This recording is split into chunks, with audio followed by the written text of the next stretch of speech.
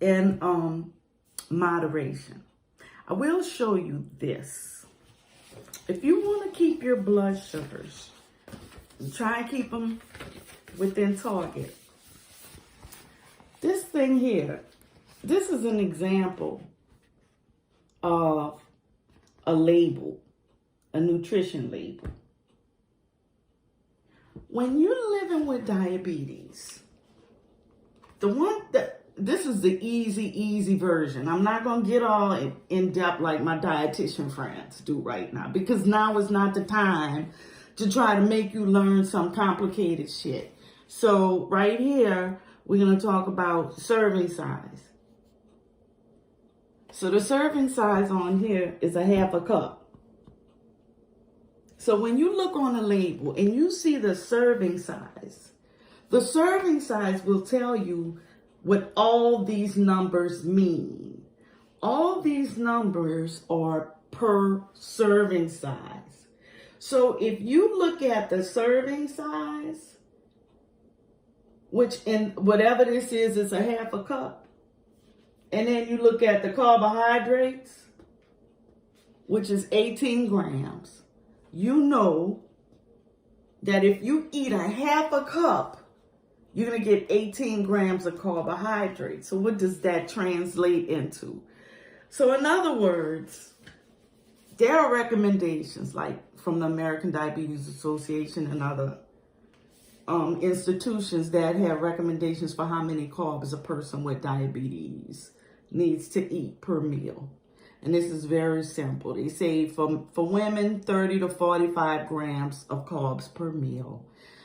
And for men, it's 45 to 60 grams of carbs per meal. Not per day, per meal. So me being a woman, if a half a cup of this is 18 grams of carbs, and I eat a cup of it, then that's 36 grams of carbs. I'm in the realm of, being where I need to be in terms of my carb ingestion for that meal. So it's not like we don't need carbs. So then you see this, okay, carbohydrate, then they show sugars, and they show all this other stuff. When you have diabetes, look at your carbs. And if you have a diabetes educator, or if you have a nurse that's teaching you about diabetes education, and they've explained your carbs and all that other stuff, wonderful. I'm happy for you. A lot of people don't get it. And like I said, I'm not getting complicated. But this just shows you. Another thing I will point out is the sodium. Because we have to watch our sodium intake when we have diabetes. So the daily recommendation of sodium is 1,000 milligrams. Right here we got 330 and whatever this is. So I could tell you right now, if you ate a pickle would be your daily requirement of sodium for every meal, one pickle.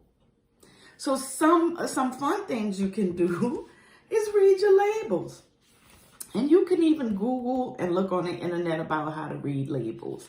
And you can see the kind of stuff that you are putting in your body. And you can see what you have in your house. So this is just a little impromptu label reading I wanted to show you all. Because like I said, right now, I'm not trying to teach you anything in depth. Right now, it's diabetes survival skills. And you're going to do well. You're doing well already. You're watching. So, and y'all have no idea how much this is helping me. Because it's giving me something to do. I am looking at different types of food that they're talking about in this handout. So, let me get a sip of water. A couple of things that I learned teaching. One thing is that there is a lot of confusion around understanding the things that we put in our bodies that might raise our blood sugars. So, like some people say, is it the sugar? Is it the glucose? Is it the carbohydrate? Is it the starches?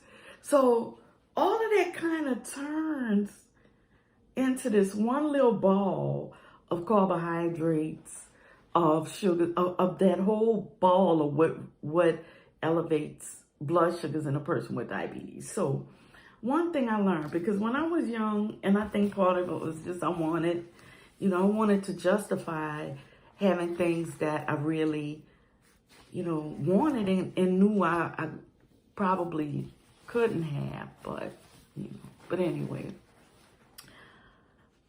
I thought that as long as it was sugar-free, I could have it, okay? And I know a lot of people, y'all have shared this with me.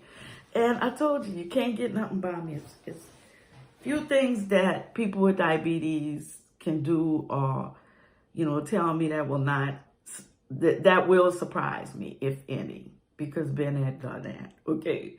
So I used to think if it's sugar-free, I could have all that I want. I would say, Mom, oh, it's sugar-free.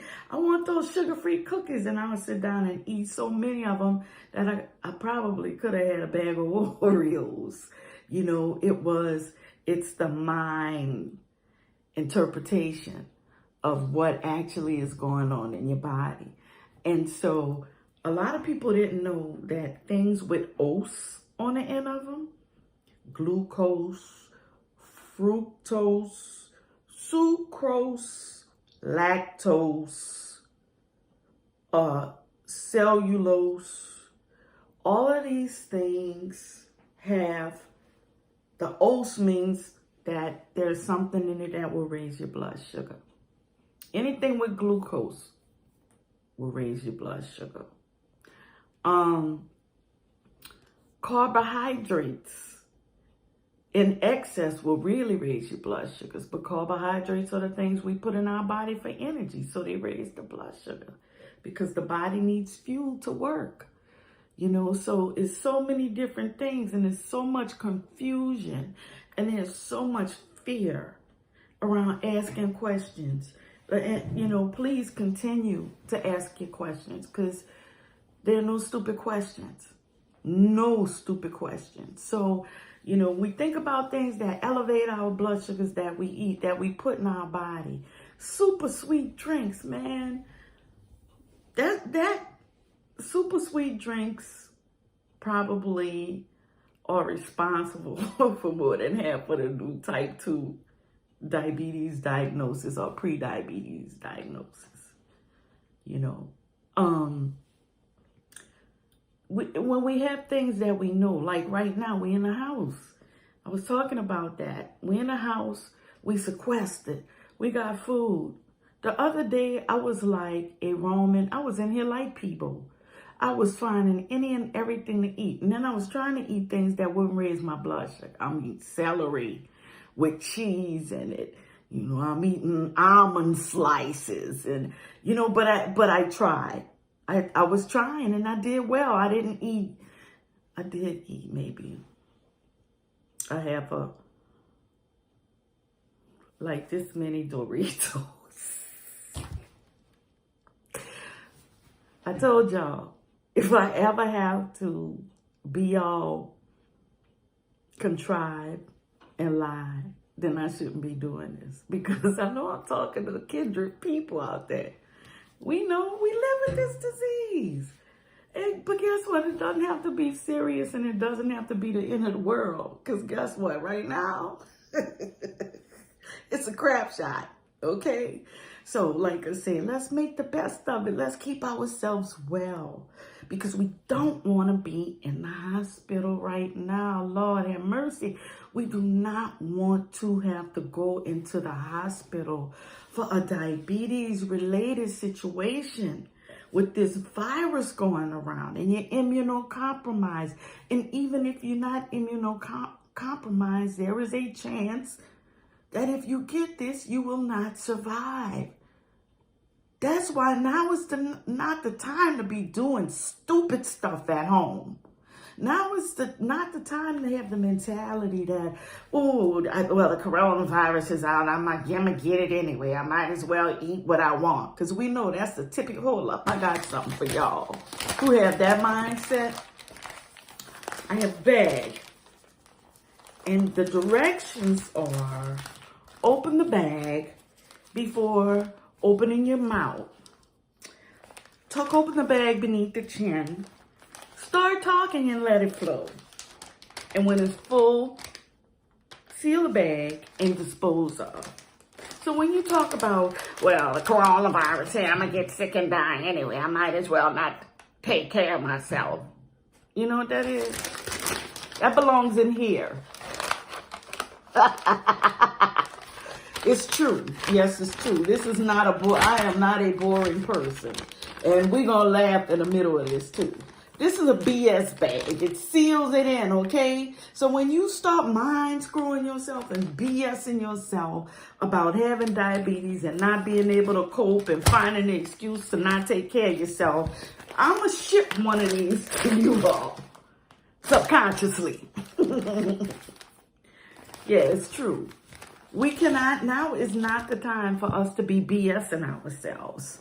Now is the time for us to be gentle with ourselves, to do our best. So then you say, well, Felice, you telling me to do my best and all this and that. Well, how can I do my best? I will never request anything of you that I feel you can't do. So I will help you with what that looks like.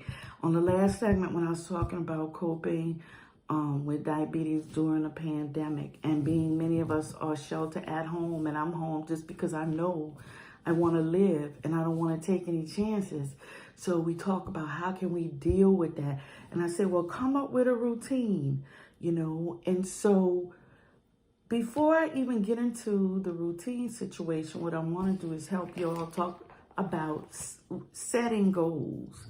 And this sounds corny, and you may have heard it before, but we talk about SMART goals, S-M-A-R-T, SMART goals. And what SMART goals are goals that we can make for ourselves that will not overwhelm us when we in a time when we don't need to be overwhelmed, but it can help us to stay well. So when we set SMART goals, they're specific. You know, for example, if you have never followed your doctor's instructions since you've been diagnosed with diabetes, even if it's as simple as checking your blood sugar in the morning and the evening, it's specific, it's measurable, and it's in the direction of doing something that's going to make you feel better and enhance your self-management. So what that looks like is, I'm going to set a goal that for this week, I am going to check my blood sugar at 7 o'clock in the morning when I get up, and at 10 o'clock at night before I go to bed. And I'm going to write them down to see where I am. That's a beginning. We don't want to set goals that will overwhelm us and that will have us in an already stressful situation, feeling frustrated and feeling like our efforts are futile and that we are not capable of managing and doing what we need to do for ourselves, because we all are. And I'm always remind you all and give you props for everything you're doing. Everything you're doing, all you can do is your best. The key is not to give up. So we talk about SMART goals, you know. So if your goal is to try, if you don't eat green leafy vegetables, and your goal is for the next week, I'm gonna try to eat one green leafy vegetable with my meal, with my lunch every day for the next week. That's a SMART goal. It's a beginning, and you do it one step at a time, you know. For me, I came up with my routine. I've been having a routine for years. It changes periodically, you know, little nuances of it. So what I do is I get up. First thing I do, I check my blood sugar to see where I am. And if I need to take a correction dose, or if I need to eat right away, I know how to manage that. Or if I can wait maybe 20 minutes where I'm not rushing and I can do what I need to do before I sit down to my meal, you know. So my routine is check my blood sugar, take my insulin. I put my insulin physically next to my meter, because if I get distracted, I'm such a type A personality that I'll be doing something else and forget that I didn't take my insulin. You thought you were the only ones, huh? We human beings. I've left my insulin at home by accident and gone to work on several occasions, and had to go and get it. That's life. Just because we have diabetes, it doesn't make us a genie of management. It does not eliminate us from having incidences of human error. So we don't have to be perfect with diabetes. We just have to do what we need to do. Okay, you forgot your insulin and you needed to bring it with you. Go home and get someone to bring you. Or if you can get it where you are, if you happen to have a prescription or something, but get what you need. There's so much shame around people with diabetes. Everything we do is, oh, did I eat the right thing? Oh, my blood sugar's wrong. Oh, my blood sugar's high. I'm a bad person. People call people with diabetes bad diabetics. I ate bad. The word bad. That's what people with diabetes hear so often. And I am the one who is not afraid to talk about the things that people have been allowed to say and do in ways that people have treated us for years that's acceptable. It takes somebody like me with a big mouth to try to incite some type of acknowledgement so that the behavior will change. People with diabetes, we're not bad, we're not lazy. We care. I've had people tell me, oh, you don't care about yourself because you're not doing blah, blah, blah. And they don't even understand the nature of the illness. Another thing about the food piece. A lot of people want to tell people with diabetes what to eat. And a lot of it is dangerous as hell. I have done health talks places and had people want to argue me down about some natural stuff that they heard of with no type of backing, no type of understanding. When we living with diabetes, you better make sure your doctor knows what you're putting in your body here. Supplements and everything else. There are supplements that can kill somebody if taken with the wrong combination of medicine and with the wrong physiological issues. So, that is not the way to go. My doctor knows everything that I take. And I do take some supplements. But he's aware of them. He agrees with the ones I'm taking. And he has no issue with them. Somebody told me to take this supplement that they say was going to help lower my blood sugars. I already knew that I needed to be careful with that, because you don't play around with anything that's going to lower your blood sugars when you have diabetes. And sure enough, when I spoke to my provider about it, they said that supplement in the wrong amounts could cause like a heart attack or a stroke. So be careful. So anyway, back to, because right now everybody on the internet is an epidemiologist, or they are microbiologists, physiologists of everything known to man. In regards to the medical realm, I'm looking at people who, if they have a high school education, they got plenty, and they talking about how to treat you. Man, come on now. Don't believe the hype. Keep getting your information from a credible source. I'm not even giving information. And I have guidance from the CDC, the State Board of Nursing, and every other organization. But I will not usurp the collective effort for people to receive the same safe, tested information to manage this. So like I said, if you're coming on here and you expected me to tell you what medicines to take and this, that, and the other for this, I'm not here for that. I'm talking to you, and as other people living with a chronic illness, specifically diabetes, but if you have other things too, you know, that's fine. But right now, I think this is helpful. I know it's helpful because I've been getting, and by the way, big ups to those of you who've been sending me messages that you got your medicine, you stock with your medicine, you have your diabetes supplied, you know. And another thing I want to do, I want to give a shout out to all the people who have been self-managing and working hard and doing a great job with their diabetes, because you are not forgotten. And you know, you're not falling by the wayside in my mind at all. I just know I've educated and talked on the phone. I did telephonic education. I did face-to-face education.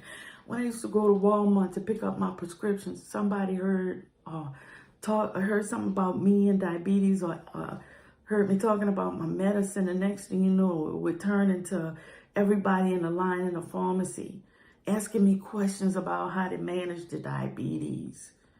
Man, you have no idea how hungry and thirsty people are, and the fear around asking about it, or the limited access to individuals who are legitimately capable of rendering that type of information to people with diabetes.